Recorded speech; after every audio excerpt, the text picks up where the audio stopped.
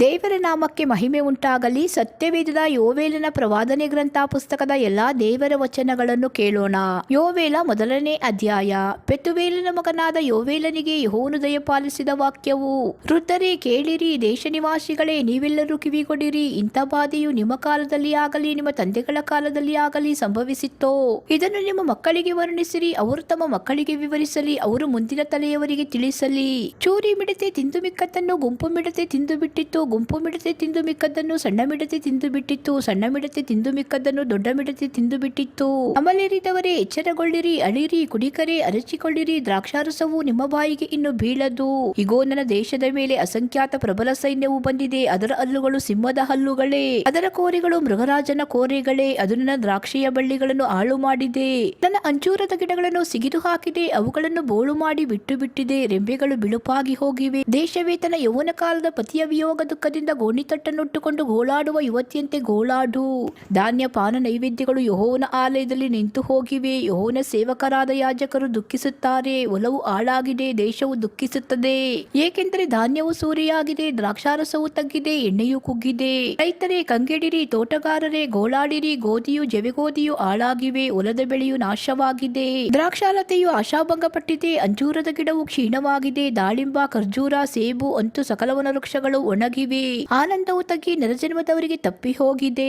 ಯಾಜಕರೇ ಗೋಣಿತಟ್ಟನ್ನು ಉಟ್ಟುಕೊಂಡು ಮೊರೆ ಹಿಡಿರಿ, ಯಜ್ಞವೇದಿಯ ಸೇವಕರೇ ಗೋಳಾಡಿರಿ. ನನ್ನ ದೇವರ ದಾಸರೇ ಬನ್ನಿರಿ, ಗೋಣಿತಟ್ಟನ್ನು ಸುತ್ತಿಕೊಂಡು ರಾತ್ರಿಯೆಲ್ಲ ಬಿದ್ದಿರಿ. ಧಾನ್ಯ ಪಾನ ನೈವೇದ್ಯಗಳು ನಿಮ್ಮ ದೇವರ ಆಲಯಕ್ಕೆ ಒದಗುವು. ಉಪವಾಸ ದಿನವನ್ನು ಏರ್ಪಡಿಸಿರಿ, ಸಂಘವನ್ನು ಕೂಡಿಸಿರಿ. ಹಿರಿಯರನ್ನು ಸಮಸ್ತ ದೇಶ ನಿವಾಸಿಗಳನ್ನು ನಿಮ್ಮ ದೇವರಾದ ಯೆಹೋವನ ಆಲಯಕ್ಕೆ ಬರಮಾಡಿ ಯೆಹೋವನಿಗೆ ಮೊರೆ ಇಡಿರಿ. ಯೆಹೋವನ ದಿನವು ಸಮೀಪಿಸಿತು. ಅಯ್ಯೋ ದಿನವೇ, ಅದು ಸರ್ವಶಕ್ತನಿಂದ ನಾಶನ ದಿನವಾಗಿಯೇ ಬರುವುದು. ನಮ್ಮ ಆಹಾರವು ನಮ್ಮ ಕಣ್ಣೆದುರಿಗೆ ಹಾಳಾಯಿತಲ್ಲ, ಹರ್ಷೋಲ್ಲಾಸಗಳು ನಮ್ಮ ದೇವರ ಆಲಯದೊಳಗಿಂದ ತೊಲಗಿದವಲ್ಲ.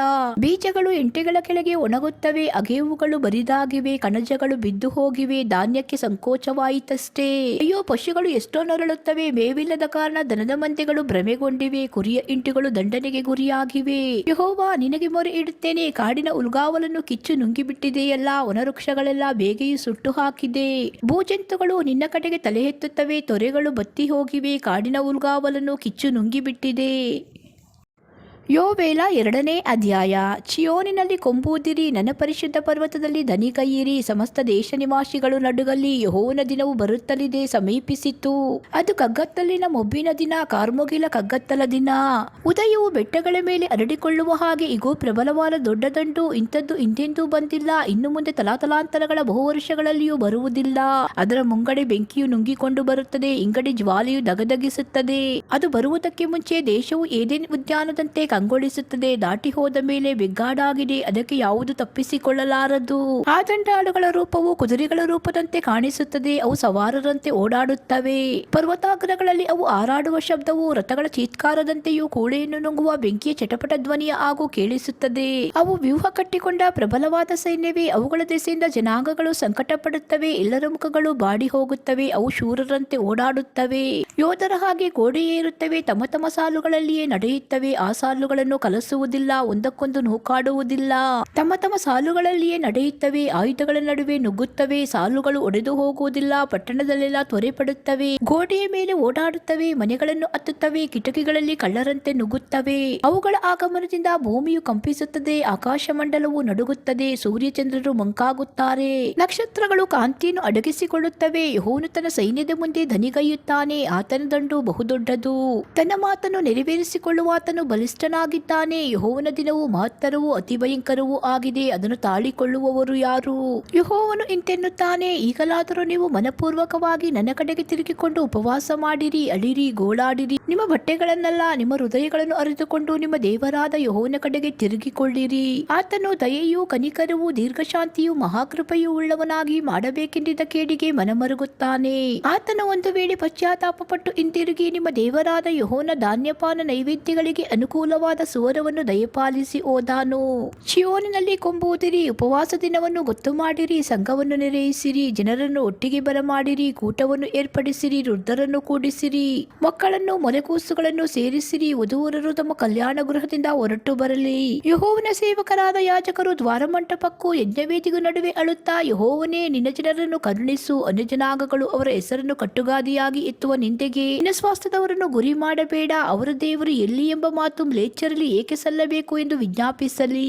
ಆಗ ಯೆಹೋವನು ತನ್ನ ದೇಶಕ್ಕೆ ಅಪಕೀರ್ತಿ ಬರಬಾರದೆಂದು ತನ್ನ ಜನರನ್ನು ಕರುಣಿಸಿ ಅವರ ಬಿನ್ನಹವನ್ನು ಲಾಲಿಸಿ ಅವರಿಗೆ ಹೀಗೆ ಹೇಳಿದ್ದನು: ಇಗೋ, ನಾನು ಧಾನ್ಯ, ದ್ರಾಕ್ಷಾರಸ, ತೈಲಗಳನ್ನು ನಿಮಗೆ ಕಳುಹಿಸುತ್ತಿದ್ದೇನೆ, ಅವುಗಳಿಂದ ನಿಮಗೆ ತೃಪ್ತಿಯಾಗುವುದು. ನಿಮ್ಮನ್ನು ಅನ್ಯಜನಾಂಗಗಳ ನಿಂದೆಗೆ ಇನ್ನು ಗುರಿ ಮಾಡೆನು.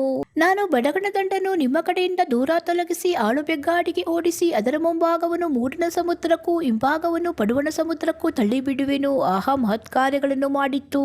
ಅದರ ಎಣೆಗಳ ದುರ್ವಾಸನೆಯು ಏರುವುದು, ಗಬ್ಬು ನಾರುವುದು. ಭೂಮಿಯೇ, ಹೆದರಬೇಡ, ಹರ್ಷಿಸು, ಉಲ್ಲಾಸಿಸು, ಯೆಹೋವನು ಮಹತ್ ಕಾರ್ಯಗಳನ್ನು ಮಾಡುವನು. ಭೂಜಂತುಗಳೇ, ಅಂಜಬೇಡಿರಿ, ಕಾಡಿನ ಕಾವಲಲ್ಲಿ ಹುಲ್ಲು ಮೊಳೆಯುವುದು, ಮರವು ಹಣ್ಣು ಬಿಡುವುದು, ಅಂಜೂರದ ಗಿಡವು ದ್ರಾಕ್ಷಾಲತೆಯು ಸಾರವತ್ತಾಗಿ ಫಲಿಸುವವು. ಚಿಯೋನಿನ ಸಂತತಿಯವರೇ, ನಿಮ್ಮ ದೇವರಾದ ಯೆಹೋವನಲ್ಲಿ ಹರ್ಷಿಸಿರಿ, ಉಲ್ಲಾಸಿಸಿರಿ, ಆತನ ಮುಂಗಾರನ್ನು ತಕ್ಕ ಹಾಗೆ ನಿಮಗೆ ಕೊಡುವನು. ಮುಂಗಾರು ಹಿಂಗಾರು ಮಳೆಗಳನ್ನು ಮೊದಲಿನಂತೆ ನಿಮಗಾಗಿ ಸುರಿಸುವನು. ಕಣಗಳಲ್ಲಿ ಗೋಧಿಯು ರಾಶಿ ರಾಶಿಯಾಗಿರುವುದು, ತೊಟ್ಟಿಗಳಲ್ಲಿ ದ್ರಾಕ್ಷಾರಸವು ಎಣ್ಣೆಯು ತುಂಬಿ ತುಳುಕುವವು. ಗುಂಪು ಮಿಡತೆ, ಸಣ್ಣ ಮಿಡತೆ, ದೊಡ್ಡ ಮಿಡತೆ, ಚೂರಿ ಮಿಡತೆ ಅಂತೂ ನಾನು ನಿಮ್ಮ ಮೇಲೆ ಕಳುಹಿಸಿದ ನನ್ನ ದೊಡ್ಡ ದಂಡು ತಿಂದುಬಿಟ್ಟ ವರ್ಷಗಳನ್ನು ನಾನು ನಿಮಗೆ ಕಟ್ಟಿಕೊಡುವೆನು. ನೀವು ಹೊಟ್ಟೆ ತುಂಬಾ ಊಟ ಮಾಡಿ ತೃಪ್ತಿಗೊಂಡು ನಿಮಗಾಗಿ ಅದ್ಭುತ ಕಾರ್ಯಗಳನ್ನು ಮಾಡಿದ ನಿಮ್ಮ ದೇವರಾದ ಯೆಹೋವನ ನಾಮವನ್ನು ಕೊಂಡಾಡುವಿರಿ. ನನ್ನ ಜನರು ಎಂದಿಗೂ ಆಶಾಭಂಗ ಪಡರು. ನಾನು ಇಸ್ರಾಯೇಲಿನ ಮಧ್ಯದಲ್ಲಿ ನೆಲೆಯಾಗಿದ್ದೇನೆಂತಲೂ ಅದ್ವಿತೀಯನಾದ ನಾನೇ ನಿಮ್ಮ ದೇವರಾದ ಯೆಹೋವನಾಗಿದ್ದೇನೆಂತಲೂ ನಿಮಗೆ ನಿಶ್ಚಯವಾಗುವುದು. ನನ್ನ ಜನರು ಎಂದಿಗೂ ಆಶಾಭಂಗ ಪಡರು. ತರುವಾಯ ನಾನು ಎಲ್ಲಾ ಮನುಷ್ಯರ ಮೇಲೆ ನನ್ನ ಆತ್ಮವನ್ನು ಸುರಿಸುವೆನು. ನಿಮ್ಮಲ್ಲಿರುವ ಗಂಡಸರು ಹೆಂಗಸರು ಪ್ರವಾದಿಸುವರು, ನಿಮ್ಮ ಹಿರಿಯರಿಗೆ ಕನಸುಗಳು ಬೀಳುವವು, ನಿಮ್ಮ ಯೌವನಸ್ಥರಿಗೆ ದಿವ್ಯ ದರ್ಶನಗಳಾಗುವವು. ಇದಲ್ಲದೆ ಆ ದಿನಗಳಲ್ಲಿ ದಾಸದಾಸಿಯರ ಮೇಲೆಯೂ ನನ್ನ ಆತ್ಮವನ್ನು ಸುರಿಸುವೆನು. ಯೆಹೋವನ ಆಗಮನದ ಭಯಂಕರವಾದ ಮಹಾದಿನವು ಬರುವುದಕ್ಕೆ ಮುಂಚೆ ಭೂಮ್ಯಾಕಾಶಗಳಲ್ಲಿ ರಕ್ತ, ಬೆಂಕಿ, ಧೂಮಸ್ತಂಭ ಈ ಉತ್ಪಾತಗಳನ್ನು ಉಂಟು ಮಾಡುವೆನು. ಸೂರ್ಯನು ಕತ್ತಲಾಗುವನು, ಚಂದ್ರನು ರಕ್ತವಾಗುವನು. ಆದರೂ ಯೆಹೋವನ ನಾಮವನ್ನು ಹೇಳಿಕೊಳ್ಳುವವರೆಲ್ಲರಿಗೆ ರಕ್ಷಣೆಯಾಗುವುದು. ಯೆಹೋವನು ತಿಳಿಸಿದಂತೆ ಚಿಯೋನ್ ಪರ್ವತದಲ್ಲಿಯೂ ಯೆರೂಸಲೇಮಿನಲ್ಲಿಯೂ ಅನೇಕರು ಉಳಿದಿರುವರು. ಯೆಹೋವನು ಕರೆಯುವ ಜನಶೇಷದಲ್ಲಿ ಅವರು ಸೇರಿದವರಾಗಿರುವರು. ಯೋವೇಲ 3ನೇ ಅಧ್ಯಾಯ. ಇಗೋ, ಆ ದಿನಗಳಲ್ಲಿ ನಾನು ಯೆಹೂದದ ಮತ್ತು ಯೆರೂಸಲೇಮಿನ ದುರವಸ್ಥೆಯನ್ನು ತಪ್ಪಿಸುವ ಕಾಲದಲ್ಲಿ ನಾನು ಸಕಲ ಜನಾಂಗಗಳನ್ನು ಕೂಡಿಸಿ ಯೆಹೋವನ ನ್ಯಾಯ ತೀರ್ಪಿನ ತಗ್ಗಿಗೆ ಬರಮಾಡಿ ಅಲ್ಲಿ ನನ್ನ ಜನರಿಗಾಗಿ ನನ್ನ ಸ್ವಾಸ್ಥ್ಯವಾದ ಇಸ್ರಾಯೇಲ್ ಪ್ರಜೆಗೋಸ್ಕರ ಅವುಗಳೊಂದಿಗೆ ವಿವಾದ ಮಾಡುವೆನು. ಅವು ನನ್ನ ಜನರನ್ನು ದೇಶ ದೇಶಗಳಿಗೆ ಚತರಿಸಿ ನನ್ನ ದೇಶವನ್ನು ಹಂಚಿಕೊಂಡಿವೆಯಷ್ಟೇ. ಹೌದು, ನನ್ನ ಜನರಿಗಾಗಿ ಚೀಟು ಹಾಕಿವೆ, ಸೂಳೆಗಾಗಿ ಹುಡುಗನನ್ನು ಬದಲು ಮಾಡಿವೆ, ದ್ರಾಕ್ಷಾರಸಕ್ಕೆ ಹುಡುಗಿಯನ್ನು ಬದಲು ಕೊಟ್ಟು ಪಾನ ಮಾಡಿವೆ. ತೂರೆ, ಚೀದೋನೆ, ಫಿಲಿಸ್ಟಿಯ ರಾಷ್ಟ್ರಗಳೇ, ನನ್ನ ಗೊಡವೆ ನಿಮಗೇಕೆ? ನನಗೆ ಪ್ರತಿಕಾರ ಮಾಡುವಿರೋ? ಸುಮ್ಮನೆ ತಂಟೆ ಮಾಡುವಿರೋ? ನೀವು ಮಾಡುವ ಕೇಡನ್ನು ತ್ವರೆಯಾಗಿ ಶೀಘ್ರವಾಗಿ ನಿಮ್ಮ ತಲೆಗೆ ತರುವೆನು. ನನ್ನ ಬೆಳ್ಳಿ ಬಂಗಾರಗಳನ್ನು ಕಸಕೊಂಡಿದ್ದೀರಿ, ನನ್ನ ಒಳ್ಳೊಳ್ಳೆಯ ಪ್ರಿಯ ವಸ್ತುಗಳನ್ನು ನಿಮ್ಮ ಸೌಧಗಳಿಗೆ ಸೂರೆ ಮಾಡಿಕೊಂಡು ಹೋಗಿದ್ದೀರಿ. ಯೆಹೂದ್ಯರನ್ನು ಯೆರೂಸಲೇಮಿನವರನ್ನು ಅವರ ಗಡಿಯಿಂದ ದೂರ ಮಾಡಬೇಕೆಂದು ಗ್ರೀಕರಿಗೆ ಮಾರಿಬಿಟ್ಟಿದ್ದೀರಿ. ಹೀಗಿರಲು ಇಗೋ, ನೀವು ಅವರನ್ನು ಮಾರಿದ ಸ್ಥಳದೊಳಗಿಂದ ಹೊರಟು ಬರುವಂತೆ ನಾನು ಅವರನ್ನು ಉರಿಗೊಳಿಸಿ ನೀವು ಮಾಡಿದ ಕೇಡನ್ನು ನಿಮ್ಮ ತಲೆಗೆ ತರುವೆನು. ನಿಮ್ಮ ಗಂಡು ಹೆಣ್ಣು ಮಕ್ಕಳನ್ನು ಯೆಹೂದ್ಯರಿಗೆ ಮಾರುವೆನು, ಅವರು ಅವರನ್ನು ದೂರದ ಜನಾಂಗವಾದ ಶೆಬದವರಿಗೆ ಮಾರಿಬಿಡುವರು. ಯೆಹೋವನೇ ಇದನ್ನು ನುಡಿದಿದ್ದಾನೆ. ಜನಾಂಗಗಳಲ್ಲಿ ಹೀಗೆ ಪ್ರಕಟಿಸಿರಿ, ಜನಾಂಗಗಳೇ ಸನ್ನದ್ಧರಾಗಿರಿ, ಶೂರರನ್ನು ಎಚ್ಚರಪಡಿಸಿರಿ, ಯೋಧರೆಲ್ಲರೂ ಕೂಡಲಿ, ಯುದ್ಧಕ್ಕೆ ಹೊರಡಲಿ. ನಿಮ್ಮ ಗುಳಗಳನ್ನು ಕುಲುಮೆಗೆ ಹಾಕಿ ಕತ್ತಿಗಳನ್ನಾಗಿಯೂ ಕುಡುಗೋಲುಗಳನ್ನು ಬರ್ಜಿಗಳನ್ನಾಗಿಯೂ ಮಾಡಿರಿ. ದುರ್ಬಲನು ಶೂರನೆಂದುಕೊಳ್ಳಲಿ. ಸುತ್ತಣ ಜನಾಂಗಗಳೇ, ತ್ವರೆಪಡಿರಿ, ನೀವೆಲ್ಲರೂ ಬನ್ನಿರಿ, ಕೂಡಿಕೊಳ್ಳಿರಿ. ಯೆಹೋವನೇ, ನಿನ್ನ ಶೂರರನ್ನು ರಣರಂಗಕ್ಕೆ ಇಳಿಸು. ಜನಾಂಗಗಳು ಎಚ್ಚರಗೊಂಡು ಯೆಹೋವನ ನ್ಯಾಯ ತೀರ್ಪಿನ ತಗ್ಗಿಗೆ ಬರಲಿ. ಅಲ್ಲಿ ಸುತ್ತಣ ಜನಾಂಗಗಳಿಗೆಲ್ಲ ನ್ಯಾಯ ತೀರಿಸಲು ಆಸೀನನಾಗುವೆನು. ಯೆಹೋವನ ಶೂರರೇ, ಕುಡುಗೋಲನ್ನು ಹಾಕಿರಿ. ಫಲವು ಪಕ್ವವಾಗಿದೆ, ಬನ್ನಿರಿ, ತುಳಿಯಿರಿ. ದ್ರಾಕ್ಷಿಯ ಅಲೆಯು ಭರ್ತಿಯಾಗಿದೆ, ತೊಟ್ಟಿಗಳು ತುಂಬಿ ತುಳುಕುತ್ತಿವೆ. ಜನಾಂಗಗಳ ದುಷ್ಟತನವು ವಿಪರೀತವೇ ಸರಿ. ಆಹಾ, ತೀರ್ಪಿನ ತಗ್ಗಿನಲ್ಲಿ ಗುಂಪು ಗುಂಪು, ತೀರ್ಪಿನ ತಗ್ಗಿನಲ್ಲಿ ಯೆಹೋವನ ದಿನವು ಸಮೀಪಿಸಿದೆ. ಸೂರ್ಯಚಂದ್ರರು ಮಂಕಾಗುತ್ತಾರೆ, ನಕ್ಷತ್ರಗಳು ಕಾಂತಿಯನ್ನು ಅಡಗಿಸಿಕೊಳ್ಳುತ್ತವೆ. ಯೆಹೋವನು ಚಿಯೋನಿನಿಂದ ಗರ್ಜಿಸುತ್ತಾನೆ, ಯೆರೂಸಲೇಮಿನಿಂದ ದನಿಗೈಯುತ್ತಾನೆ. ಭೂಮ್ಯಾಕಾಶಗಳು ನಡುಗುತ್ತವೆ, ಆದರೆ ಯೆಹೋವನು ತನ್ನ ಜನರಿಗೆ ಆಶ್ರಯ ಆಶ್ರಯವು ಇಸ್ರಾಯೇಲರಿಗೆ ರಕ್ಷಣಾ ದುರ್ಗವೂ ಆಗುವನು. ಹೀಗೆ ನಾನು ನನ್ನ ಪರಿಶುದ್ಧ ಪರ್ವತವಾದ ಚಿಯೋನಿನಲ್ಲಿ ನೆಲೆಯಾಗಿ ನಿಮ್ಮ ದೇವರಾದ ಯೆಹೋವನಾಗಿದ್ದೇನೆ ಎಂದು ನಿಮಗೆ ದೃಢವಾಗುವುದು. ಆಗ ಯೆರೂಸಲೇಮು ಪವಿತ್ರವಾಗಿರುವುದು, ಮ್ಲೇಚ್ಛರು ಇನ್ನು ಅದನ್ನು ಹಾದು ಹೋಗರು. ಆ ಕಾಲದಲ್ಲಿ ಬೆಟ್ಟಗಳಿಂದ ದ್ರಾಕ್ಷಾರಸವು ಸುರಿಯುವುದು, ಗುಡ್ಡಗಳಿಂದ ಹಾಲು ಹರಿಯುವುದು, ಯೆಹೂದದ ತೊರೆಗಳಲ್ಲೆಲ್ಲ ನೀರು ತುಂಬಿರುವುದು. ಯೆಹೋವನ ಆಲಯದೊಳಗಿಂದ ಬುಗ್ಗೆಯು ಉಕ್ಕಿ ಬಂದು ಜಾಲಿಯ ಹಳ್ಳವನ್ನು ತಂಪು ಮಾಡುವುದು. ಐಗುಪ್ತರು ಯೋದೋಮ್ಯರು ಯೆಹೂದ್ಯರನ್ನು ಹಿಂಸಿಸಿ ಅವರ ದೇಶದಲ್ಲಿ ನಿರ್ದೋಷಿಗಳ ರಕ್ತವನ್ನು ಸುರಿಸಿದ್ದರಿಂದ ಐಗುಪ್ತವು ಆಳು ಬೀಳುವುದು, ಏದೋಮು ಬೆಗ್ಗಾಡಾಗುವುದು. ಆದರೆ ಯೆಹೂದವು ಸದಾ ಜನಭರಿತವಾಗಿರುವುದು, ಯೆರೂಸಲೇಮು ತಲತಲಾಂತರಕ್ಕೂ ನಿವಾಸ ಸ್ಥಾನವಾಗಿರುವುದು. ಅವುಗಳಲ್ಲಿ ಹತರಾದವರನ್ನು ನಿರ್ದೋಷಿಗಳೆಂದು ನಾನು ಬಹುಕಾಲ ನಿರ್ಣಯಿಸದೆ ಬಿಟ್ಟಿದ್ದೇನೋ, ಇನ್ನು ನಿರ್ಣಯಿಸುವೆನು. ಯೆಹೋವನು ಚಿಯೋನಿನಲ್ಲಿ ನೆಲೆಯಾಗಿಯೇ ಇದ್ದಾನೆ. ಇದಿಷ್ಟು ದೇವರ ವಚನಗಳು. ಸತ್ಯವೇದದ ಯೋವೇಲನ ಪ್ರವಾದನೆ ಗ್ರಂಥ ಪುಸ್ತಕದ ಎಲ್ಲಾ ದೇವರ ವಚನಗಳು. ಎಲ್ಲ ಸ್ತುತಿಗನ ಮಾನ ಮಹಿಮೆ ಸ್ತೋತ್ರಗಳು ನನ್ನ ಕರ್ತನಾದ ಯೇಸು ಕ್ರಿಸ್ತುವಿಗೆ ಉಂಟಾಗಲಿ. ಆಮೇನ್.